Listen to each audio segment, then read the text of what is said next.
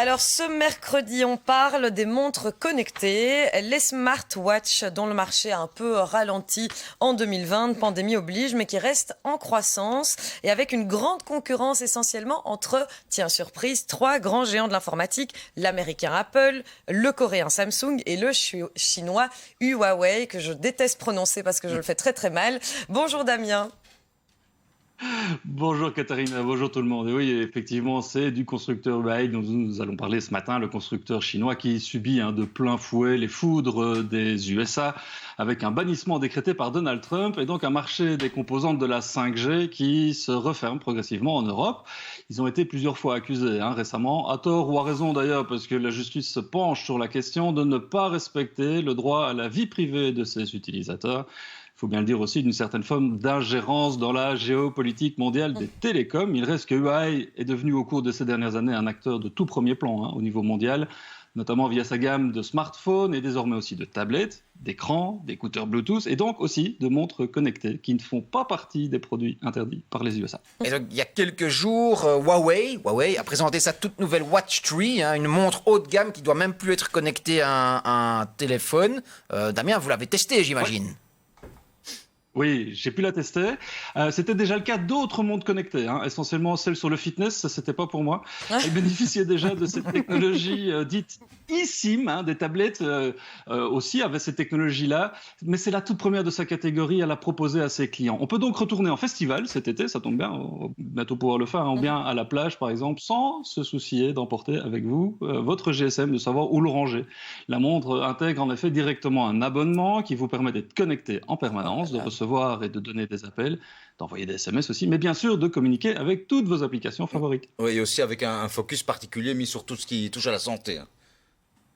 Oui, et comme toutes les montres, elles ne se contentent donc plus de vous donner l'heure, mais aussi de collecter et d'analyser toute une série de données sur votre rythme cardiaque, votre température corporelle. Elle détecte les chutes, prévient les secours si vous ne réagissez pas. Vous ne pouvez d'ailleurs pas commencer à utiliser cette montre si vous n'êtes pas d'abord connecté à Huawei. Et c'est assez flagrant dans le processus d'installation. Il faut absolument, sinon vous ne pouvez pas l'utiliser, installer l'application Santé développée par Huawei. Et on le voit bien, comme tous les constructeurs et opérateurs télécoms, les objets connectés de la 5G, à commencer par ceux qui sont indiscutablement utiles pour surveiller notre santé. C'est une source formidable d'informations, de services et donc de revenus. Et vu que Huawei joue à la fois constructeur et opérateur, il joue sur les deux tableaux. Ouais, Damien, on voit aussi que Huawei est arrivé avec un tout nouveau opérateur, ça s'appelle Harmony. Oui, parce que les sanctions américaines ont poussé le constructeur chinois à s'affranchir d'Android. Android qui était le système de Google qui faisait tourner jusqu'ici tous les appareils connectés de la gamme. Harmony OS est déjà installé sur la Watch 3 et permettra à terme de développer des applications qui seront identiques pour tous les appareils du Huawei, montres, TV, ordinateurs, tablettes, voire même plus, puisque Harmony OS est présenté comme étant open source, mais selon certains experts, ça reste encore à prouver, ça reste du vœu pieux à l'heure actuelle. J'ai une petite question. Est-ce que les applications Google sont accessibles en Belgique? C'est toujours Stéphane qui est intéressé des questions technologiques. C'est un geek. Elles ne le sont pas aux États-Unis, mais par exemple, mais est-ce qu'elles le sont en Europe? Alors, elles vont l'être en Europe parce que Huawei a promis d'héberger les données dans des serveurs qui seront basés en Europe. Si on regarde les conditions générales d'utilisation du Huawei, toutes les datas vont être stockées en Europe. Donc, en principe, il n'y a pas de souci pour pouvoir utiliser les applications Huawei directement en Europe. Celles de Google, ça va être une autre paire de manches parce qu'effectivement, elles ont été en principe bannies par l'administration Trump.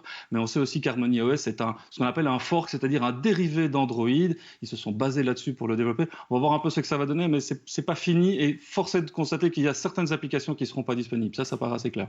Bon, et Damien, cette Watch 3 ou Watch 3, comme dirait Martin, est-ce qu'elle est disponible en Belgique ou pas ?